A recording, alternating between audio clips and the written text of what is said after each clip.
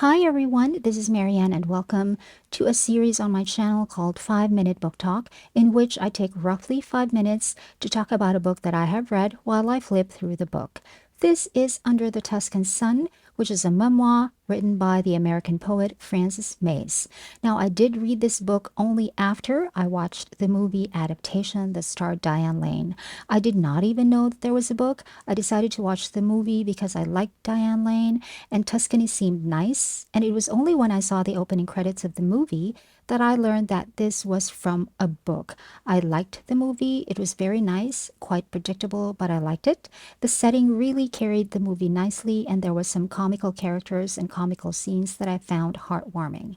But of course, I knew that I had to read the book as well because I also actually like Frances Mays. I have read one of her book of poems many years prior. And then when I read the book, I learned that significant changes were made to the movie that made it different from the book in order for the movie to be more appealing to the usual Hollywood crowd. In the book, which was a memoir, like I said, so it's not fiction, Frances already had Ed. The book started when Frances was already with Ed.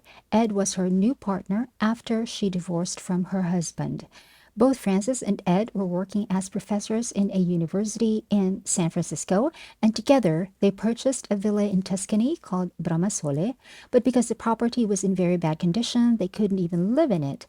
They had to renovate in it first, but they could not even concentrate on the renovations because they could only go to Tuscany during their summer breaks from their work at the university. They could not go on leave from work because they needed their salary so that they could continue to afford the renovations.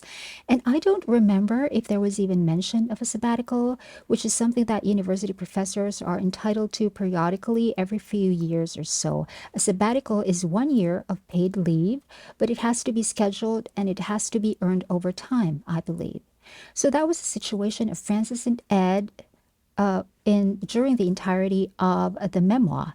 They only went to Tuscany during their break from work, and it was quite frenzied, quite chaotic. There was a language barrier because they did not speak very good Italian, and the contractors were all Italian, and they could not understand much English. Frances Mays, being a poet, was of course very good at showing us the scene, the tiled floors, the walls of the villa, the architectural details. The windows and what you could see from the windows, the gardens and all of that were so vividly described, as was the chaos of dealing with people, the culture shock, and the madness of flying twice a year from San Francisco to Tuscany and back.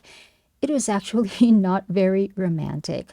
Although she and Ed really made it work, they were committed to each other and to the renovations. Frances wasn't searching for love in the book, she already had Ed, and they were actually quite happy together.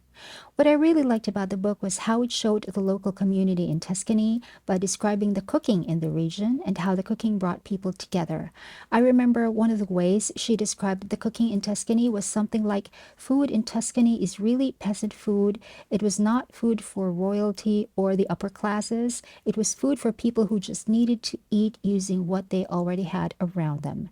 Centuries ago, there were no recipes. People just threw things from their gardens into a pot and then made food out of it somehow. It did not always work. Many dishes were experimental, highly affected by seasons of famine and of war. But over time, circumstances became better, and the people developed some favorite dishes, which were handed down through the generations and which eventually became a staple of Tuscan cooking. Everything is simple, but the ingredients are so robust, so people got to enjoy rich flavors and rich varieties of food with usually just a few ingredients.